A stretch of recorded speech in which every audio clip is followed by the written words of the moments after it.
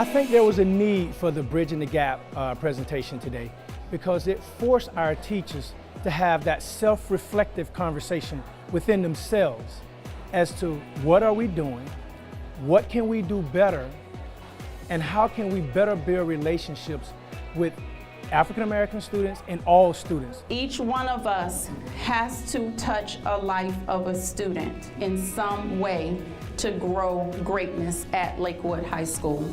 And so this is my strong philosophy. As a pre-K-8 school, we lay the foundation for students to successfully graduate from high school. From the minute they walk in to Ashley's 3-year-old class, our goal is always to get kids to graduate from high school. We work with our lowest level to our highest, but every single student, our initiative is achievement for all. We want to raise the bar, we want to give them the resources, we want to teach in a way that all students can be highly successful. I hope the teachers walk away realizing that all our efforts aren't random, that they are all aligned, and we are keeping the main thing, which is achievement for all students. The strategies in our district strategic plan are applicable to students with disabilities, our ELL students, and they can apply to everyone, and it does send a good message that it's not just about the schools, but the community and the families are also part of that plan.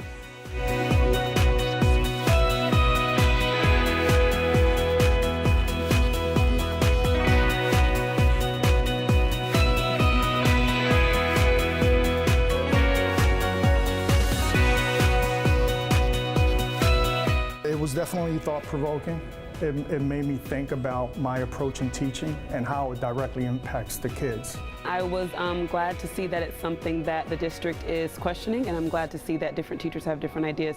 I think it gives us a challenge to meet the needs of all the students that we have, and I think it was encouraging too, because they gave us a plan, things to look at, and ways to move forward with our instruction. I was thinking, wow, because it's at the heart of what everyone wants for all of their students. We're on the right path, and we're going to put a lot of the practices in place that we saw in the video. I think it's fantastic information to be able to look at the data and to be able to see where everything is, where we've been, where we're going, where we know we need to go, and some ideas collaboratively working together to be able to say, how do we get there? Writing on the card just, again, made me really think about what I need to do in my classroom for my students. We were really engaged, and we shared some information that really a lot of us did not know about each other and how we actually felt about ways that we work with our students.